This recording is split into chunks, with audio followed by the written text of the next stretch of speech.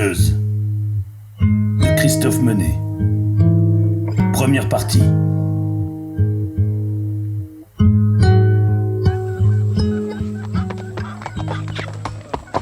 Chapitre 2. Une colère millénaire. Puant aussi fort qu'une vieillarde incontinente, l'orgueilleuse Trion était bien inspirée de se proclamer elle-même doyenne des cités. Remontée du sud via l'estuaire, une brise marine relevait d'une pointe de sel les affreux remugles citadins, faisant de la respiration un exercice pénible pour des narines accoutumées aux grands espaces. Du haut de son jeune et fougueux étalon pie, Manille grimaçait de dégoût chaque fois qu'il lui fallait consentir un regard aux larves qui grouillaient dans la fange des rues.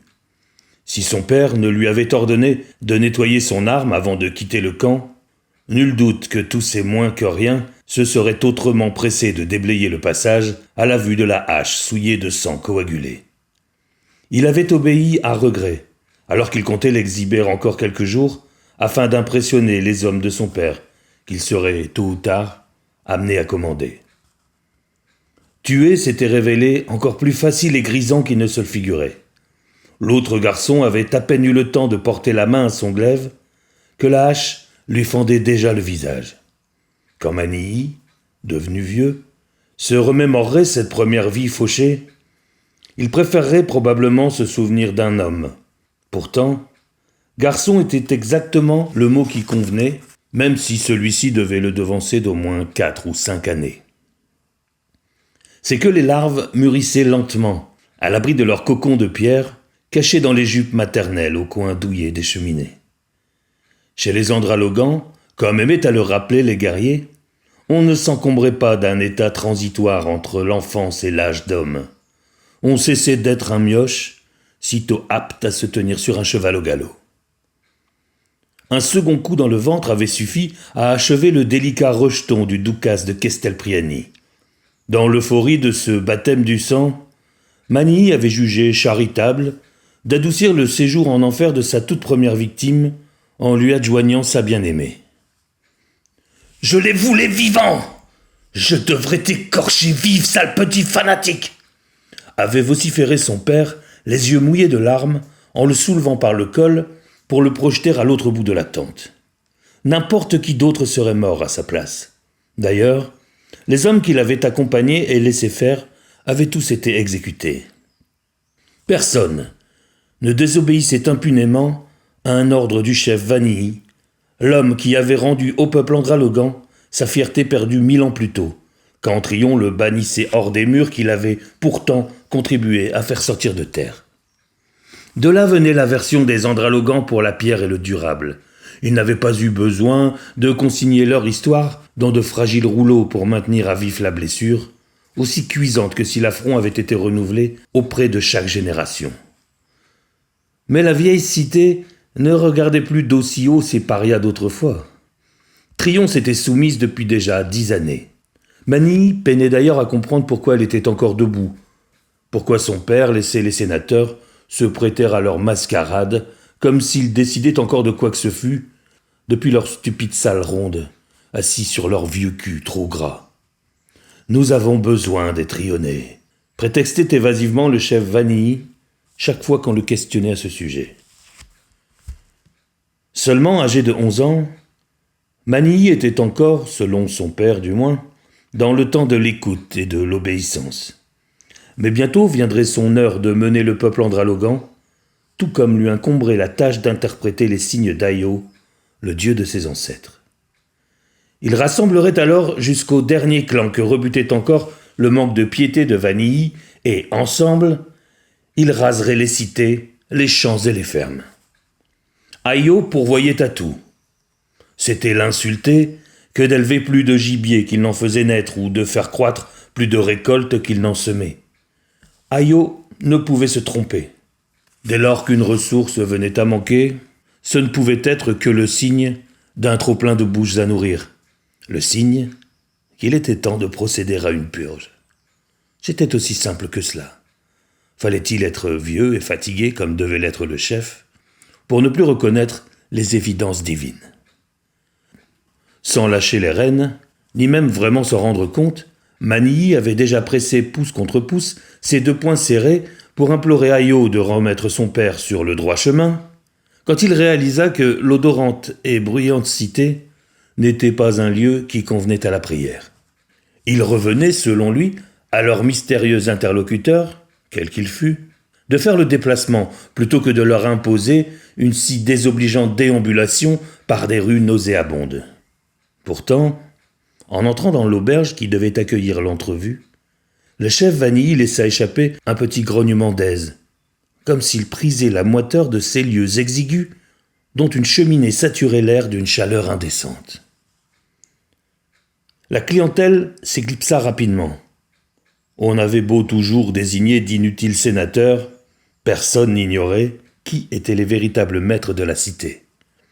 Seul demeurait un vieillard, arborant une barbe blanche fraîchement taillée et une toge d'un bleu azuréen, que le chef Vanille salua d'une bien trop cordiale accolade avant de s'attabler.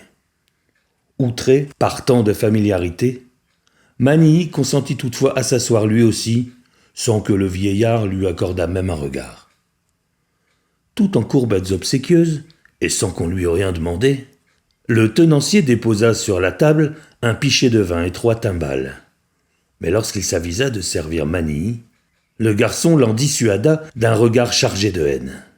Si Ayo avait souhaité que l'homme s'enivrât, le vin aurait jailli des sources pour couler des montagnes. « Ces 2 otages étaient la clé de tout », déclara le vieillard après une gorgée. « La lisière t'aurait mangé dans la main. Le gosse a tout fichu par terre. » se désola-t-il, feignant toujours d'ignorer la présence du gosse en question. Manilly se dressa d'un bond pour protester, mais son père le fit se rasseoir d'une pression sur l'épaule, et le vieux put reprendre comme si de rien n'était. « Ne te fie pas à la petite taille de sa cité, Vanille.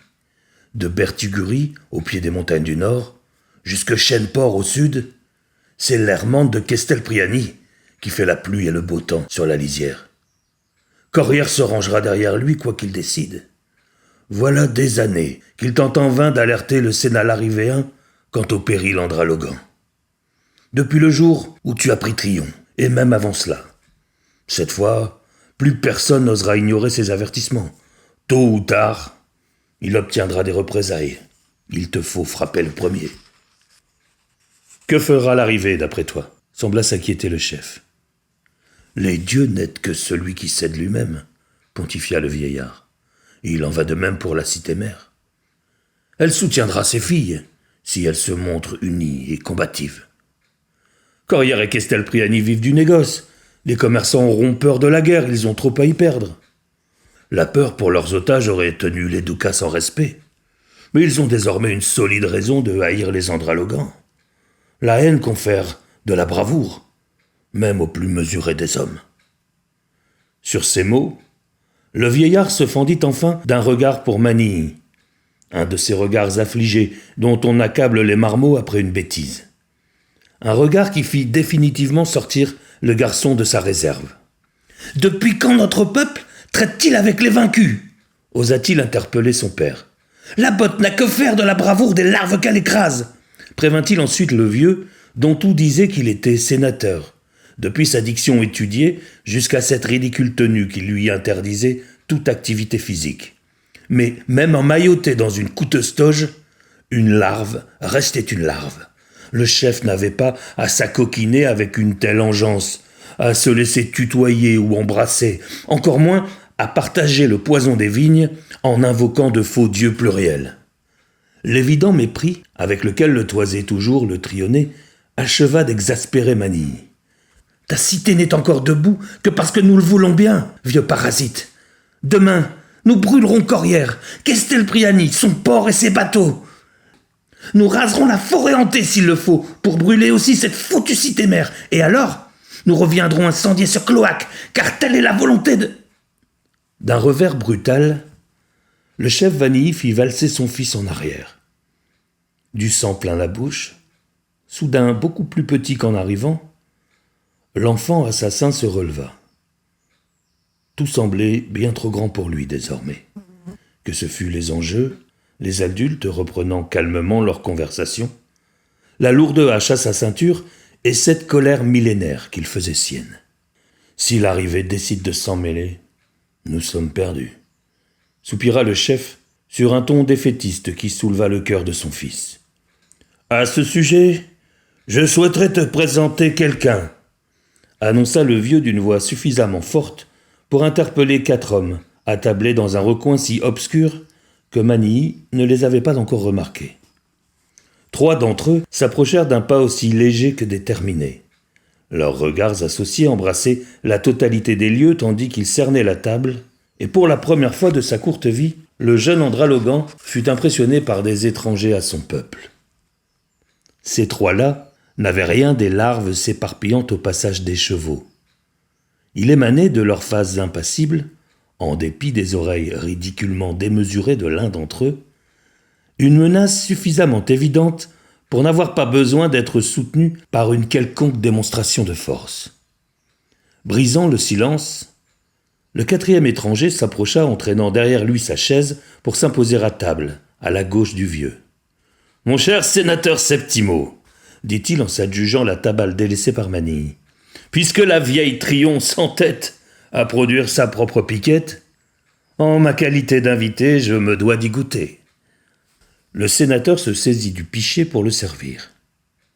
L'homme trempa ses lèvres, grimaça en déglutissant, essuya d'un revers de main une goutte qui perlait à la commissure de ses lèvres et laissa échapper un petit rot à travers ses dents serrées. Des manières fort peu aristocratiques qui tranchaient avec ses lourdes bagues et sa toge outrageusement luxueuse. Manille trouvait déjà le vieux sénateur Trionnet trop richement vêtu à son goût, mais en comparaison de ce nouveau venu, le dénommé Septimo passait pour un loqueteux. « Plat et ennuyeux comme l'Est », décréta l'homme en vidant le reste du vin sur le dallage. « Nous vous le laisserons bien volontiers », conclut-il en repoussant la carafe vers le chef Vanille.